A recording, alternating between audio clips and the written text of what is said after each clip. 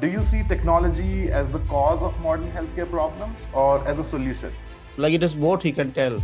We have some negative impact like obesity, mental issues or disorders, depression, anxiety, because these days we see like everyone before sleeping they will spend around half an hour or 1 hour checking out reels or news. What are NFTs? Like, if we talk in layman language, what are NFTs? How's the relationship with blockchain? So the simple definition of NFT is when you store a digital file in blockchain, it is called an NFT. Sir, in healthcare, how do you see the applications of Metaverse, like a digital world in healthcare? In healthcare, medical training will be big. Robotic surgery and AI-driven surgery will go to a different level, and surgical precision will be there. So complex surgeries, like which might take a lot of time, might be done in a few minutes. Topics which is in every conference, be it healthcare, be it any other industry. What are some of the things that excites you most about AI? Welcome to today's episode. Today's episode is going to be really interesting because we will talk about the paradox of technology in healthcare, where on one side it is often blamed for the modern health issues, yet it holds immense potential to solve them. Joining us today is someone who has been at the forefront of technological innovation, Kalyanjit Hatibaruah. With over 25 years of experience across different technological stacks, Mr. Kalyanjit is an angel investor with Mumbai Angels, a Web3 influencer, and a public speaker specializing in Web3, AI, blockchain, NFTs, Metaverse, and crypto. And these are some of the technologies we are going to talk about today and delve deeper into and understand their impact on modern healthcare in India as well as globally. It is impressive to see how deeply he's connected with the community of technology, startups, corporates, and the government. Sir, it's truly an honor to have you on the show. Welcome. Thank you, Shashank. Thank you, sir. So, to start with, sir, let's start with the fundamental debate. Do you see technology as the cause of modern healthcare problems or as a solution? Like it is both, he can tell, because with like as we see with increase a screen time like among the kids or among elders, we have some negative impact like obesity, mental issues or disorders, depression, anxiety, because these days we see like everyone before sleeping they will spend around half an hour or 1 hour before sleeping checking out reels or news, and also while getting up in the morning they'll be checking their WhatsApp Right. messages or anything related to news. Or so this obviously like will have a negative impact in the long run because of more screen time. But the Right. positive impact is that with these new technologies like education tools, then entertainment, and we should use the positive things associated with it.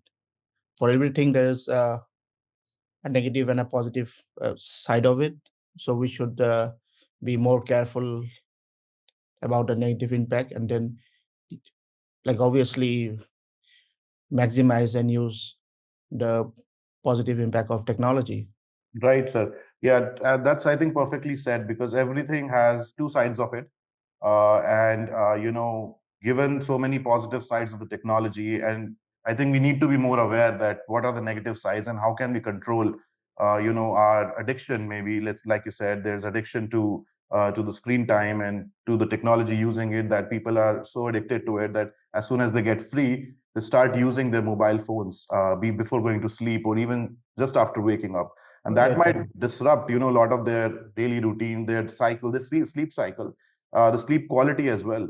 But at the same time, there are technologies which can help you sleep better. So it's about the right choice, how we can choose the right technology that's helpful for us. So yeah. Right. So with a technology like remote areas, villages, they're using telemedicine, like which is not possible before when technology was not there. Like we then with AI coming in, like we have got better diagnostic tools, and predictive analysis of different ailments, Hmm. personalized medicine, and all these amazing things in the times to come. So it's still evolving. These things are new, and with in the coming times, like we'll see a positive impact of the different technologies involved, like in healthcare. Hmm. Yeah, absolutely. And I think that's something that excites me so much that we're going to talk about some of these things today. And so let's I think dive deeper into it. So let's start with artificial intelligence, sir. We're seeing AI drive efficiency in clinical workflows. It's accelerating diagnostics, like you just mentioned, and it's even powering AI agents for personalized healthcare. And Right. now, I mean, we have seen in the news all over that there are cheaper models for LLMs like DeepSeek, which are coming out. So, how do you see the role of AI evolving in healthcare? Like as you see, like with AI coming, we are like hearing a lot of news that a lot of jobs will be redundant because of AI. Then obviously that that leads to job stress, and Right. then with uh, with the AI tools around, uh, productivity will be increased, but burnout might happen because uh, we might have to do a lot more work with less number of people involved, and Hmm. then with AI, like AI news where it's removing a lot of jobs, then obviously job insecurity will be there. So like you have to upgrade and upskill Right. like every now and then, so that like you can compete with the others. And obviously, so with AI, we have to see how things are moving ahead. And obviously, with DeepSeek coming around, where we see that it's open source, it Hmm. is much more effective and with better results than the current like open chat or the other like AI tools being launched by Microsoft or Google or the big Right. guys. So with DeepSeek being open source, then obviously the cost be will come down. Then each research lab might be having their own AI setup Hmm. that privacy concerns are taken care of. They can do their own research similar to like you're using Linux, like which is open source, and Right. like so in that scenario, like we'll be seeing a lot of other companies also making their source code open source, so Hmm. that we will see a lot of developments. We'll see a lot of new things, amazing things coming, and the cost with the cost coming down. Uh, then obviously with with that new jobs will come, new jobs will Right. replace the old ones, and productivity will increase. So it's a totally different ball game. And Yeah. like if you are able to remain at par or like with the changing environment, then obviously like it will lead Hmm. to better productivity, better all things better. But if you're ignorant of it, if you don't want to move on with the changes, then obviously like you'll be left behind. Right. Yeah. Like I think that's such a important point to that you just made, that because technology is getting cheaper with all these new innovations, so there's change is certain. The change is certain. It's about to happen. But at the same time, staff, the people involved in different fields, even in healthcare, they need to upgrade themselves. I mean, Right. we talk about efficiency, that there will be reduced workloads, but at the same time, like you said, it could even lead to burnout, because now you have to upgrade yourself. Now you have to learn new technologies, and that takes a lot of time. That takes effort, and people need to realize that. So, And yeah, mhm, and now like with AI coming in, so we'll be drug discovery will be big. Like hmm, will be small labs can afford to set up their own AI lab, and hmm, then drug discovery can be possible with small budget, with interesting. Yeah. small organizations, like which is not possible earlier. Like only the big guys could afford. Like all this like Hmm. imaging new things in drug discovery. Then with AI, with we see a lot of projects being there in smart hackathon and all these hackathons where Hmm. a lot of simple projects like in Python where images are being to detect different diseases, like image, all these image detection techniques are being used. So this will Right. be a different level where early detection of complex diseases will come. Then with and also in radiology we see that things are moving ahead where recently a a project uh, by Mayo Clinic and Microsoft research team, they have done amazing research, like imaging projects with radiology, like analyzing text and images for uh, for detecting complex things about lung cancer and Wow. pneumonia. So in the times to come, like we'll be having for other ailments as well, like AI will be used. Radiology will go to a different level. Like we will be seeing less of like human intervention and more of Hmm. machine learning and deep learning Yeah. involved in it. So Yeah. yeah, And that. yeah. So amazing things will come, and with predictive analysis and all, so we can also foresee the future in a much better way. Uh, a simple analogy is that these days we know like what is the weather tomorrow, or like what is the weather like after 1 month. Right. Similarly, in healthcare, we can also predict that based on your lifestyle or based on the symptoms you have, like you might be having this disease, or so that like we take precautions to avoid those. So all these things will come in the future, will which will be amazing. Hmm. Absolutely, sir, and especially diagnostic side because at the same at one side we are lowering the cost of diagnostics by implementing these technologies. At the same time, we are also increasing the accuracy, the overall efficiency for the whole process. So it's on both sides, it's a benefit for the humanity that way.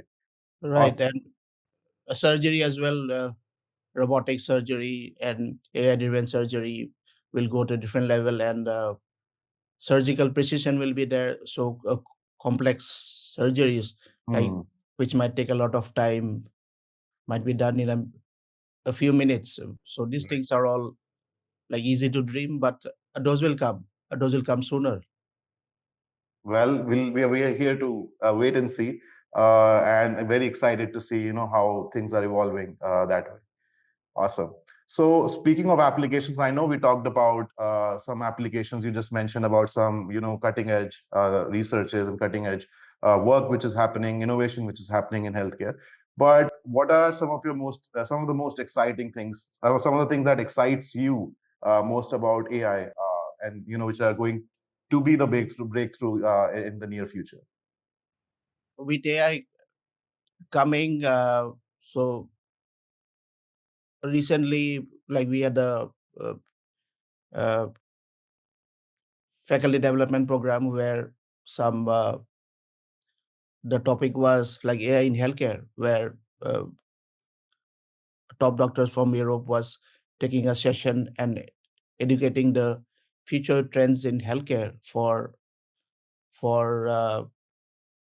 professors in different field. These are not doctors; these are just uh, professors in different field, like in engineering, in science, in education, in humanities.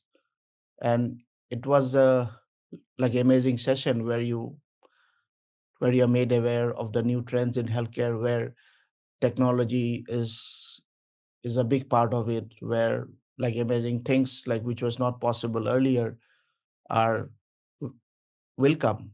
Hmm. and and with AI moving, we see a lot of events, we see a lot of conferences where AI is being discussed, so that people are made aware, so that this AI driven tools are are educated.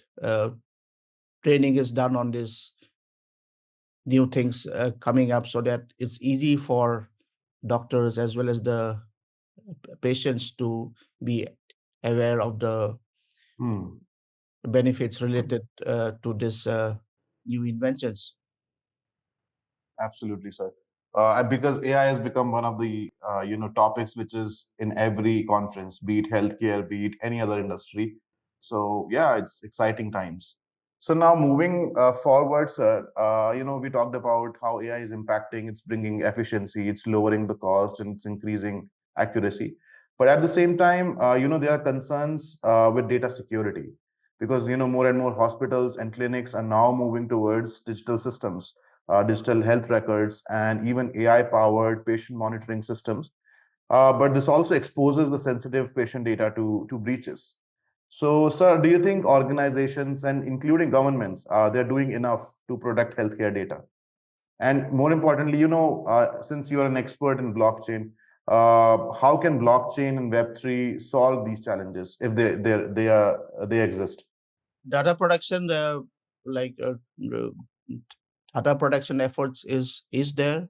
Like in the US, like we have the HIPAA, Health Insurance Portability and Accountability Act. Yep. Then we have the GDPR, Hmm. General Data Protection Regulation, and in India also, like we will be having the Digital Privacy Act, like which is being discussed and which will which will be which should be implemented this year. A lot of Okay. discussions are going on, and we have this in each and every state of India, like officials from BT, Minister of IT, is like interacting with the public, taking their feedback about Hmm. this. So we have this like even tomorrow in Guwahati, Assam.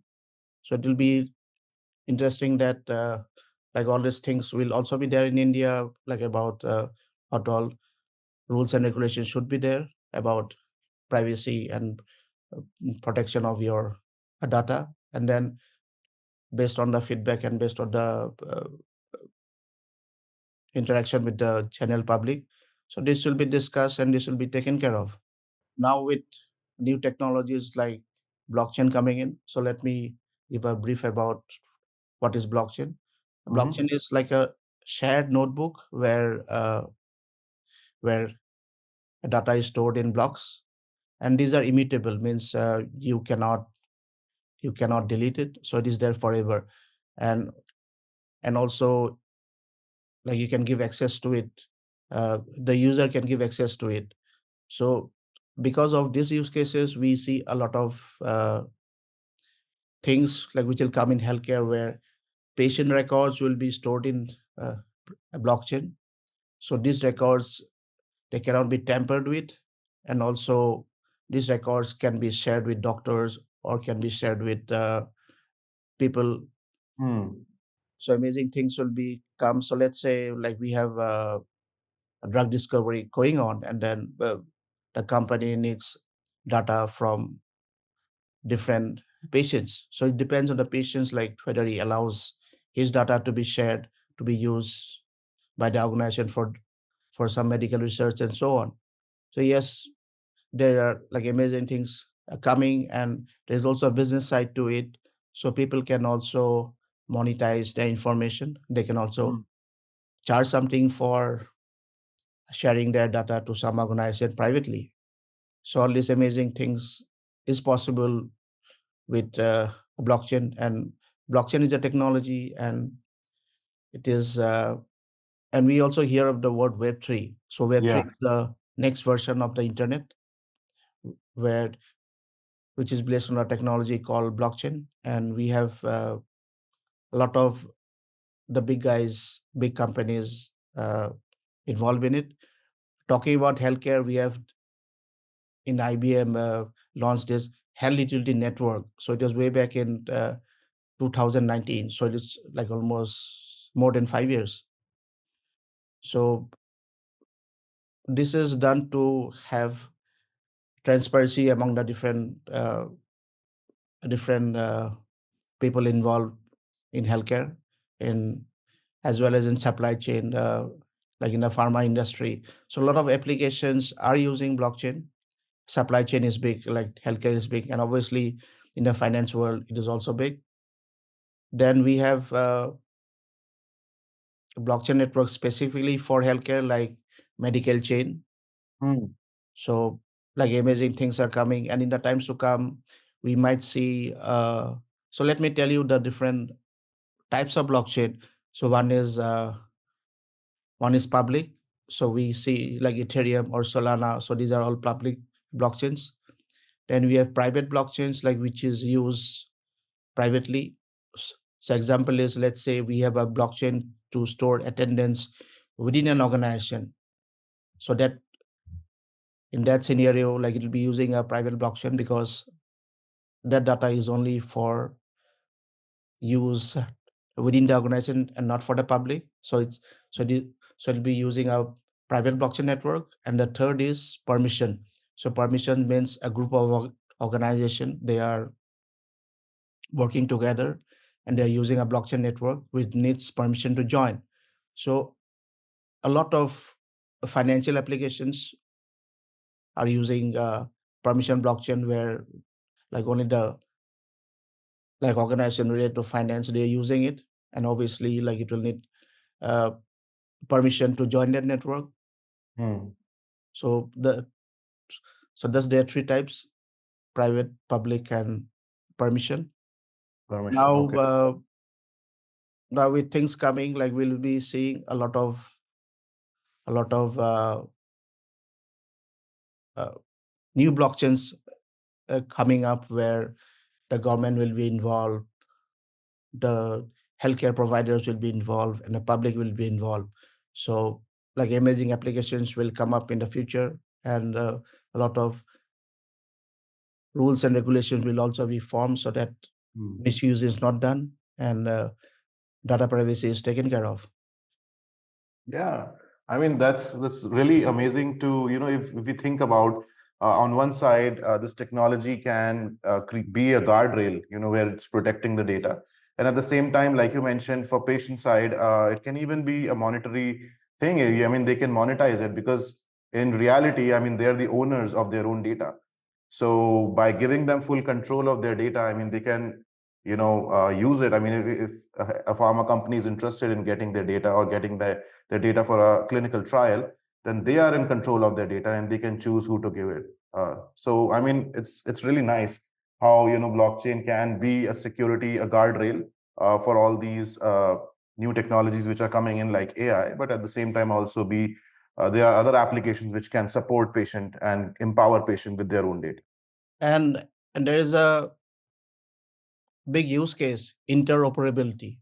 So what Yeah. does it mean is that we have got different EHR, like electronic healthcare records, systems being used. Like each hospital's organization might be using a different software applications, but with Hmm. Web3, uh, all this will be taken care of. So let's say like you're a patient, and then like you have your data stored in blockchain.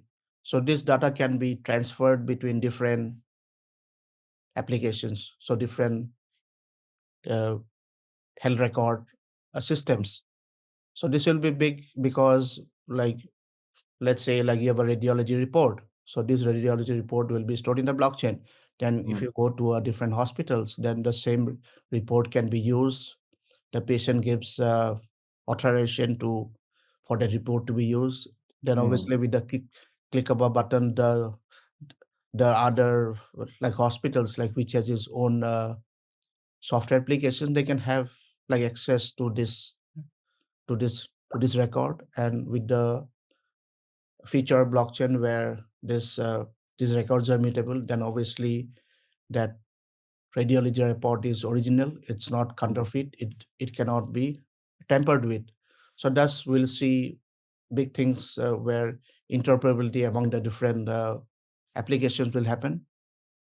This is already being like implemented in the gaming world, Hmm. where where where in Web3 gaming, like you register and then you reach to a different level, then like you might get some like NFTs. So these NFTs can be used in a different Web3 game, it, so that you don't have to register it again, and you don't have to start from scratch, or you don't have to put all your details again.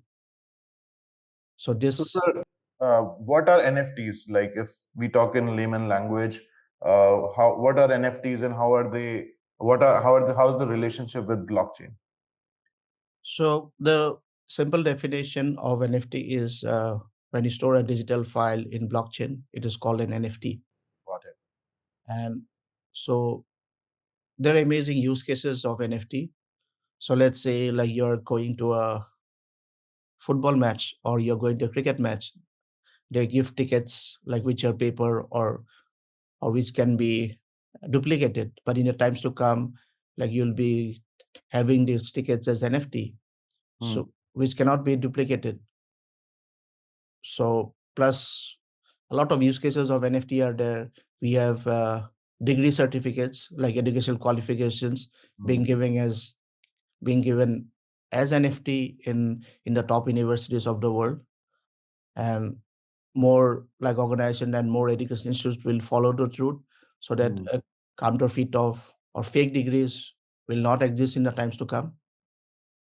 Then Got it. also then the celebrities are also selling their digital mementos as NFTs. Hmm.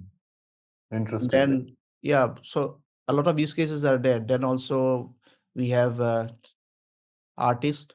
They're selling their paintings or creations as NFTs. So Hmm. these are all digital NFTs. Then in the gaming world, we when you reach a particular level, then you get an NFT. Then also in fashion, in the digital fashion, NFTs are big. Like so, you have digital clothes like it can be a sunglass, it can be a coat, it can be Hmm. trousers, it can be shoes.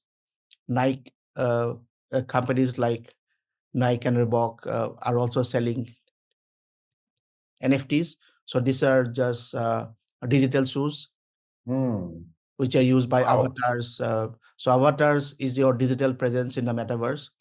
So you dress up your avatar. So you wear sunglasses, you wear different designer clothes to flaunt it in the metaverse, just like you flaunt it in the physical world. So amazing things are uh, Yeah, this is right. really interesting. And that actually brings me to our next topic because we wanted to talk about metaverse. And also, first of all, congratulations, sir, for your book. Uh, Thank you. Thank and you. yeah, and I think for our listeners who are unfamiliar with metaverse, I know we have all heard about the term in because Facebook had been investing heavily in metaverse, and even other big companies are investing heavily in metaverse. So for our users who are unfamiliar, what really is metaverse? So metaverse is a digital world. So like you can wear a headset just like a smart glass with sensors and all this like involved, and then like you have a digital presence like in the virtual world. So like you'll be going like you'll be logging in, and then like you'll be using your avatar. So these Hmm. avatars are your digital presence. Then you'll be like walking around in the metaverse in the digital world. So in the metaverse, like online shopping is there, which is a more like uh, immersive method of uh, the normal like e-commerce websites we see. Hmm. It is more addictive and it is more immersive, and you can have Interesting. uh, more touch and feel kind. So you are saying that sitting at my home here, sitting in my chair, I can actually really visit the store. You through metaverse, through this virtual world, and there I can shop and I can touch things, see things in a more realistic and reality way. Wow, that Right, is right, right. And we also will be having digital like musical concerts in the metaverse. It's already happening since the last 3 4 years, where uh, physical uh, a physical digital concerts will coexist with uh, a musical concerts in the metaverse. Sports will go to a different level, yeah, yeah. and then education will be like education will reach all over the globe. Just you need the high-speed internet and a device and a hardware device to access the metaverse platforms. Hmm. Facebook has invested a lot in Facebook Horizon World. It is there in the US, France, UK, Canada, and it will be launched in India in the times to come. So when that is launched, then we'll see the different business pages in Facebook or people having a presence in Facebook. They'll be moving to the metaverse world of Facebook. So Wow. it will be so it so it will be a different world altogether. Like online shopping will be there in the metaverse, and Hmm. obviously, like we'll be also be having a lot of content in the metaverse. Content like education will be big. It will be more immersive, and traveling time will be less because like you're sitting at home and Yeah. accessing the metaverse and doing your work. So offices will also happen in the metaverse, just like Zoom meetings. So it is the next Hmm. level of Zoom meetings. So we'll be Got it. having Got it. like offices in the metaverse. We'll be having the interviews in the metaverse. Now, obviously, these things are there because with AI and all these new technologies coming up. So in one day, like you can screen more than let's say around 50,000 of candidates for a job, like which is not possible in the earlier time where Hmm. physical test and interviews and everything is done. So in the metaverse, like each candidate can take that test and then with AI bots around, with these new technologies, they can screen the candidates, then the interviews can be taken. So these applications are huge. So it will reduce a lot of new jobs will come up, like it will replace the old ones. Yes, and amazing things will come. Talking about the book is co-authored with my wife. So she is also from tech background, and she was like working in Infosys earlier. Hmm. Uh, but it was a long time back. And then so that book is not technical enough. Like it's a layman's guide to metaverse, so Got it. anybody can read it. And there are Hmm. good reviews of the book. So we have people from different professions, like doctors or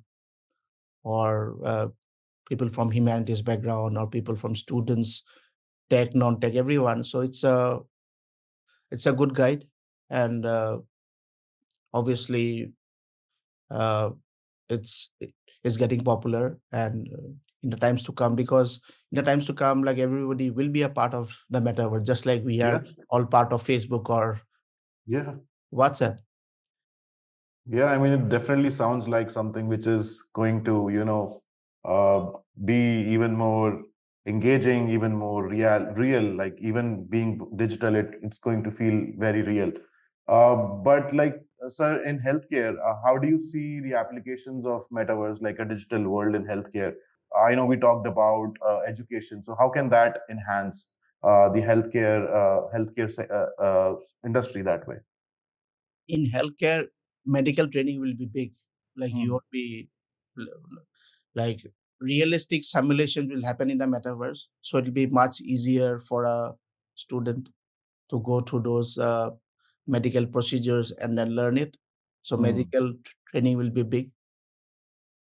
Like it is ideal for complex surgeries and with design techniques and all. So a lot of 3D, uh, and it will be much easier for a medical student to learn, Got because it. generally like complex surgeries, they when it happens on a live project, it is very Right. difficult and it is also very complex because life is involved. But in the metaverse, it is all digital, and Yeah. digital twins will come. So digital twins is the digital representation of the physical object. Digital Mm, twins is being used big in industries, in mm, in so in setting up large industries these days, like you make a digital twin and then you do all the testing and everything on a digital twin, and then based on the results, you implement it in the like actual manufacturing site or this.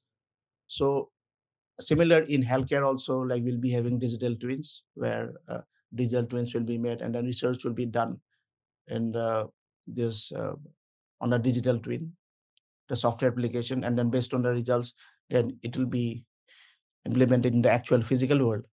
So yes, medical training will be big. Then we will be also having virtual therapy. Hmm. So virtual therapy, patients and the therapists, they are interacting in the metaverse with their own avatars, and then Hmm.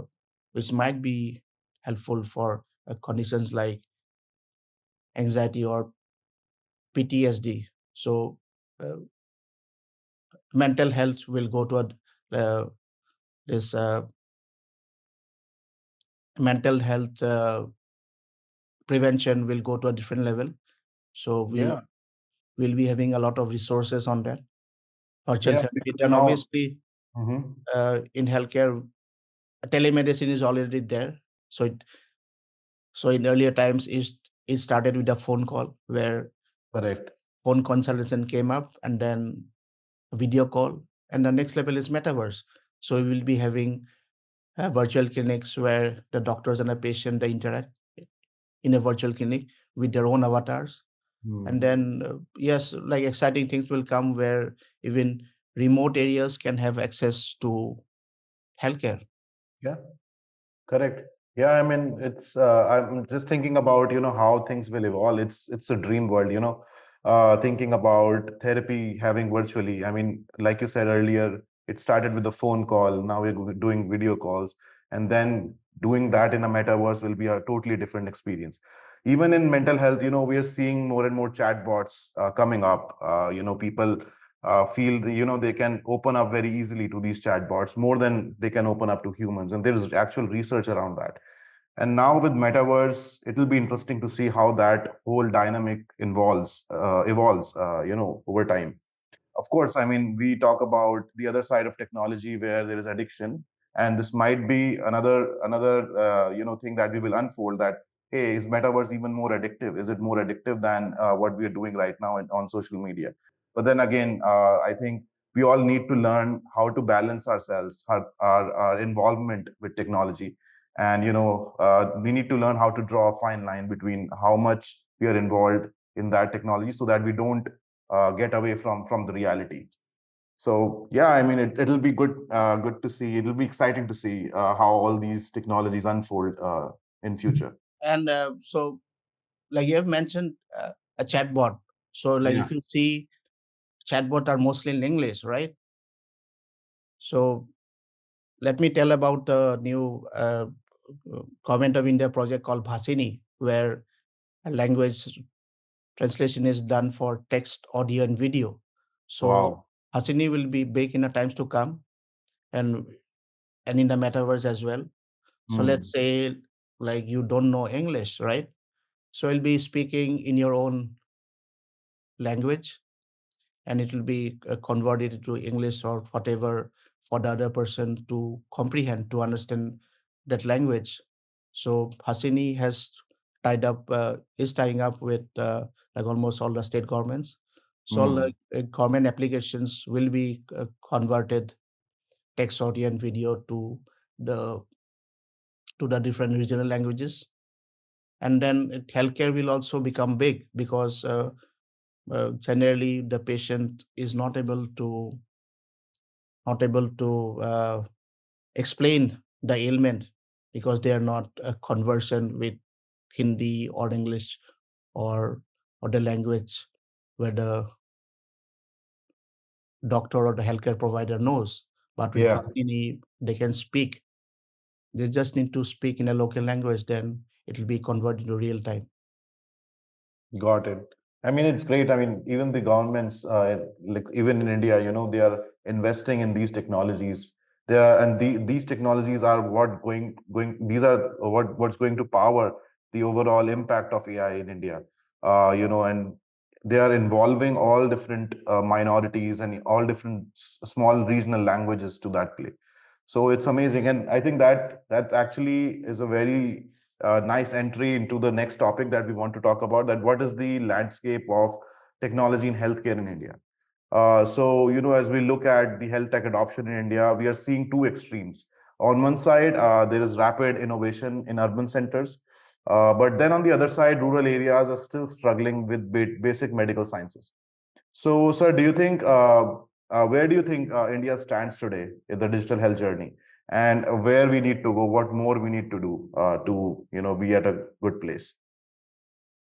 Talking about the current digital health in India, we have the National Digital Health Mission, NDHM, and the Ayushman Bharat Digital Mission.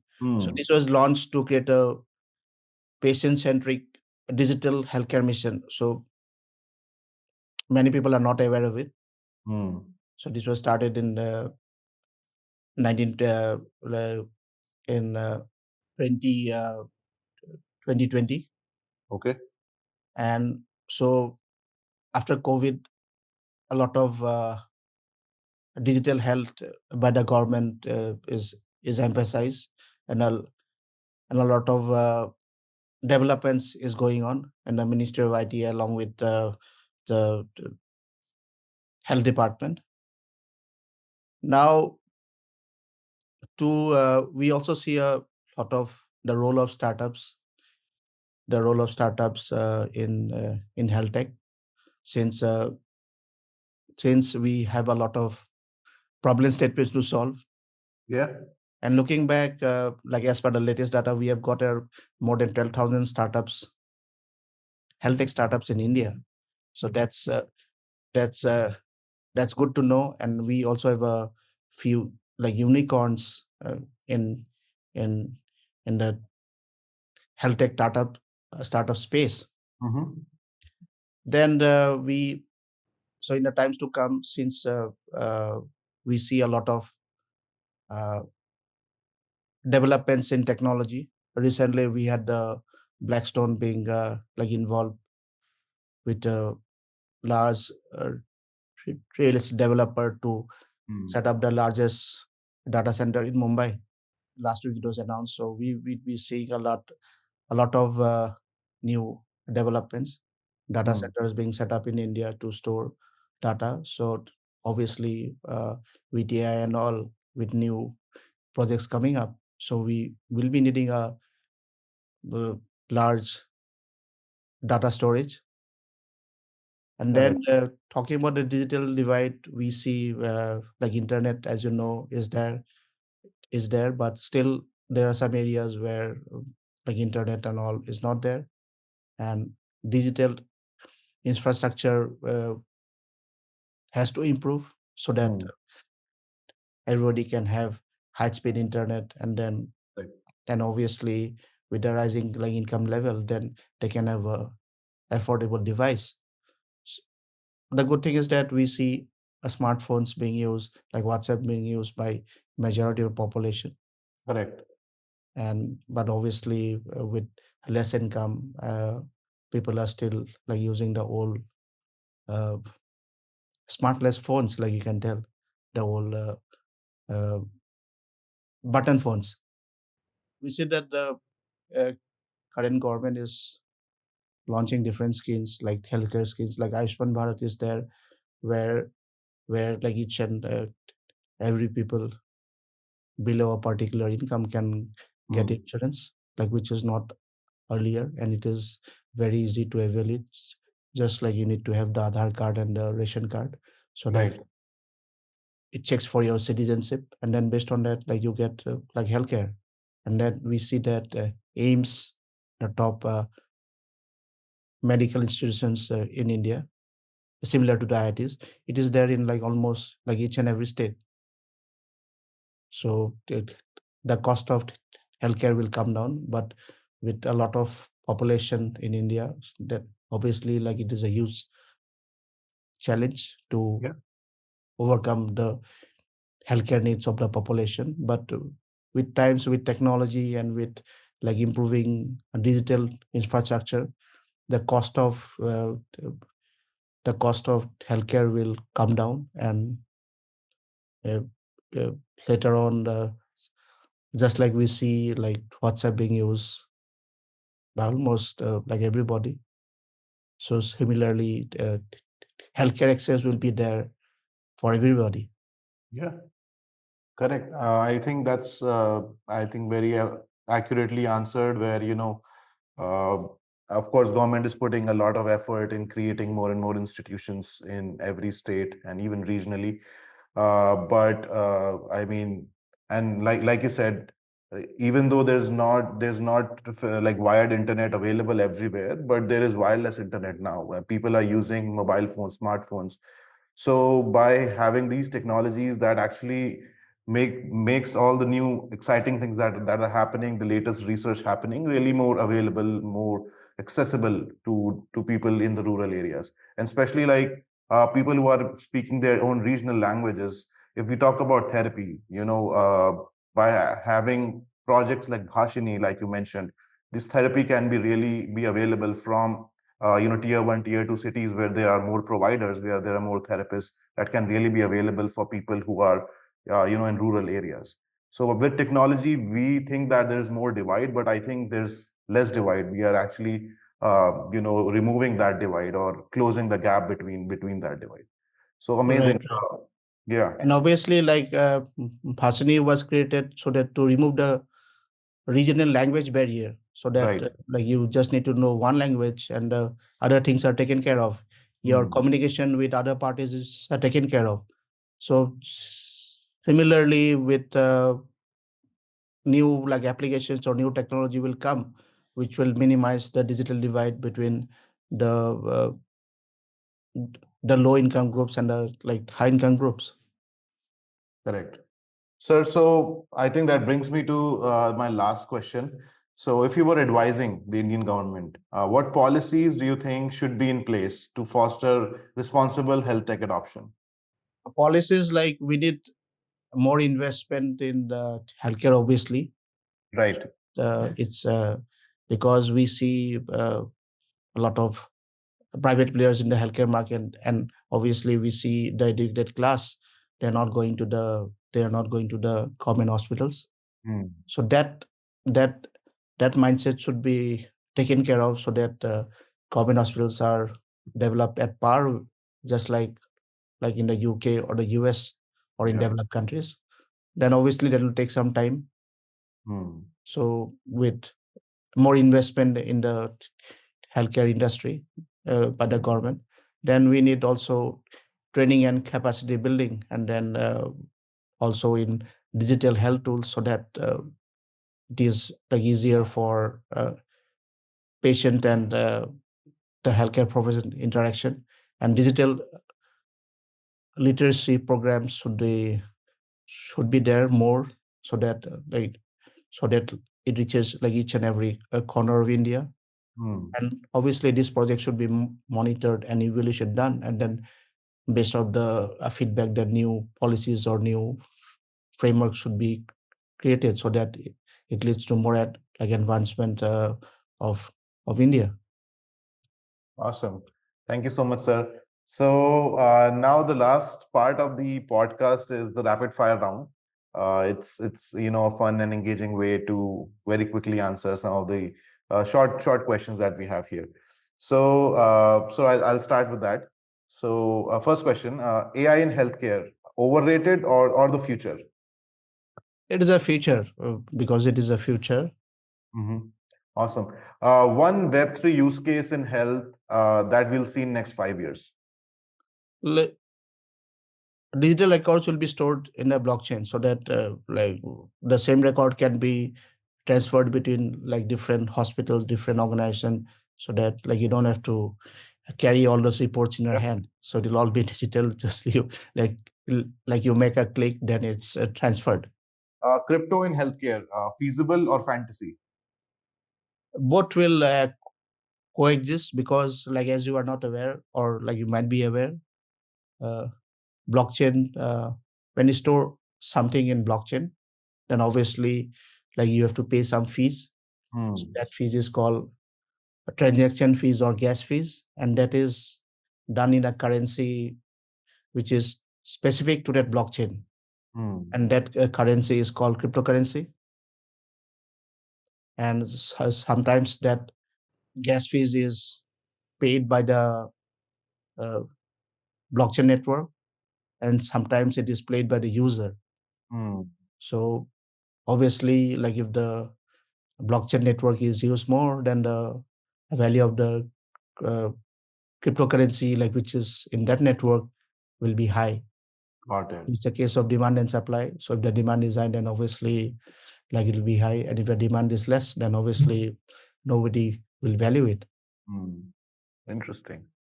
So, if you could improve one thing about India's health tech industry, what would it be? There is nothing to suggest, because like India, like as you know, are good in mathematics, are good in Right. science, and with like huge population, they can compete at par with anyone. Hmm. And obviously, uh, like as we see, most of the tech heads, uh, most of the heads in different organizations globally are from India. So similarly, like we'll be like in the times to come, like we'll be having more Indian companies based in India Hmm. competing globally. So they'll be Absolutely. the policymakers, thought makers, because currently we have only people in the bottom rung, the developers. But in the times to come, like we'll be having the people in the top management, or the decision makers, or people like who can foresee the future and then do something in it. Hmm. Got it. One piece of tech you cannot live without. Obviously, now it is the phone. Then in the times to come, like it can be your smart glass or Hmm. metaverse headset. Okay. If someone who's listening is a startup founder, investor, or technologist wanting to build a Web3 health space, what advice would you give them? The advice in the sense, like I'm assured with T-Hub. So T-Hub has got a lot of like amazing startup programs in Hmm. in healthcare, in space tech, in defense tech. So these are all new things where a lot of developments, a lot of amazing things will come. And obviously, like in the future, like we'll be seeing also large healthcare groups. They are giving problem statements to the young bright minds to solve them. And Hmm. obviously, with all these amazing or new startup programs where the healthcare providers are also involved, the big like hospital chains or the big pharma companies, then Hmm. we'll be seeing a lot of like amazing things, uh, solving problems like which where a solution needs to be there. Thank you, sir. This has been a fantastic discussion. Thank you for sharing your deep insights. I think we all got enlightened with all the latest technologies because we have been hearing the buzzwords every here and then, but understanding from a layman perspective, from an easy perspective, that what do these technologies really mean? So, thank you for sharing your knowledge about Yeah, Web3 and AI. also like let me tell you, the layman's guide on metaverse. There's a topic on healthcare where Okay. basic things where like healthcare professionals or those associated with the healthcare industry, they can go to the chapter and then educate themselves to what things they will see in the future, and what Hmm. amazing things like we all guys will experience. Awesome. Thank you so much, sir. To our listeners, it's time to rethink our perspective on technology, not as a villain, but as a potential game changer for well being. If today's discussion sparked new thoughts, share this episode, start a conversation, and explore how technology can enhance our lives and not just complicate them. Until next time, stay informed, stay curious, and keep innovating.